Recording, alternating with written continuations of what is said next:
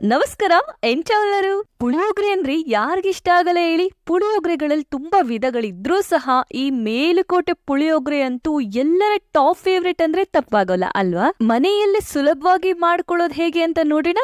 Let start. Puliyogare powder ಮಾಡ್ಕೊಳ್ಳೋದಕ್ಕೆ ಮೊದಲಿಗೆ ಒಂದು ಪ್ಯಾನ್ಗೆ 1 ಕಪ್ ಧನ್ಯ, ಅರ್ಧ ಕಪ್ ಕಡ್ಲೆಬೇಳೆ, ಅರ್ಧ ಕಪ್ ಉದ್ದಿನ ಬೇಳೆ, 1/4 ಕಪ್ ಜೀರಿಗೆ, 1 ಟೇಬಲ್ ಸ್ಪೂನ್ ಕಾಳು ಮೆಣಸು, 10-15 ಬ್ಯಾಡಗೆ ಮೆಣಸಿನಕಾಯಿ, 1 ಟೇಬಲ್ ಸ್ಪೂನ್ ಮೆಂತ್ಯನ ಹಾಕಿ, ಅರ್ಧ ಕಪ್ ಒಣ ಕೊಬ್ಬರಿ ತುರಿ, 1/4 ಕಪ್ ಬಿಳಿ ಎಳ್ಳನ್ನ ಹಾಕಿ ಎಳ್ಳು ಚಿಟಪಟ ಅನ್ನೋರ್ಗು ಲೋ ಫ್ಲೇಮ್ ಅಲ್ಲೇ ಚೆನ್ನಾಗಿ ಹುರ್ಕೊಳ್ಳಿ. ಇದು ಕಂಪ್ಲೀಟ್ ಆಗಿ ಬಿಸಿ ಆದ ನಂತರ ಮಿಕ್ಸಿ ಜಾರ್ಗೆ ಹಾಕಿ ನೋಡಿ ಈ ರೀತಿ ಪೌಡರ್ ಮಾಡಿ ಇಟ್ಕೊಳ್ಳಿ. ಈಗ ಪುಳಿಯೋಗರೆ ಗೊಜ್ಜನ್ನ ಮಾಡ್ಕೊಳ್ಳೋಣವಾ. ಅದಕ್ಕೆ ಎಣ್ಣೆ, ಸಾಸಿವೆ, ಕಡ್ಲೆ ಬೀಜ, ಕಡ್ಲೆಬೇಳೆ, ಉದ್ದಿನ ಬೇಳೆನ ಹಾಕಿ ಲೋ ಫ್ಲೇಮ್ ಅಲ್ಲಿ ಅದು ಕಂದು ಬಣ್ಣ ಬರೋವರೆಗೂ ಫ್ರೈ ಮಾಡ್ಕೊಳ್ಳಿ. ಬ್ಯಾಡ್ಗೆ ಮೆಣಸಿನಕಾಯಿ, ಸ್ವಲ್ಪ ಕರಿಬೇವು, ಸ್ವಲ್ಪ ಇಂಗನ್ನ ಹಾಕಿ ಒಗ್ಗರಣೆನ ತಯಾರು ಮಾಡ್ಕೊಂಡು ಇದರಲ್ಲಿ ಅರ್ಧ ಭಾಗದಷ್ಟು ತೆಗೆದಿಟ್ಕೊಳ್ಳಿ. ನಂತರ ಇದಕ್ಕೆ ಹುಣಸೆ ಹಣ್ಣಿನ ರಸ, ರುಚಿಗೆ ತಕ್ಕಷ್ಟು ಕಲ್ಲುಪ್ಪು, ಅರಿಶಿಣ, ಬೆಲ್ಲನ ಸೇರಿಸಿ 2 ನಿಮಿಷ ಕುದಿಸ್ಕೊಳ್ಳಿ. ನಂತರ ರುಬ್ಬಿಟ್ಕೊಂಡಿರೋ ಪೌಡರ್ ನ ಸೇರಿಸಿ ಚೆನ್ನಾಗಿ ತಿರುಗಿಸ್ಕೊಂಡು ಲಿಡ್ ನ ಕ್ಲೋಸ್ ಮಾಡಿ ಒಂದು 2 ನಿಮಿಷ ಲೋ ಫ್ಲೇಮ್ ಅಲ್ಲೇ ಎಣ್ಣೆ ಮೇಲ್ ತೇಲ್ ಬರೋರ್ಗು ಕುಕ್ ಮಾಡ್ಕೊಳ್ಳಿ. ಅಷ್ಟೇ ರೀ, ಪುಳಿಯೋಗರೆ ಗೊಜ್ಜು ರೆಡಿ ಆಗಿದೆ. ಈ ಗೊಜ್ಜನ್ನ ನೀವು 1 ತಿಂಗಳ ಮಟ್ಟಿಗೆ ಸ್ಟೋರ್ ಮಾಡ್ಕೊಳ್ಬಹುದು. ನನಗಂತೂ ಈ ಪುಳಿಯೋಗರೆನ ತಿಂತಾ ಇದ್ರೆ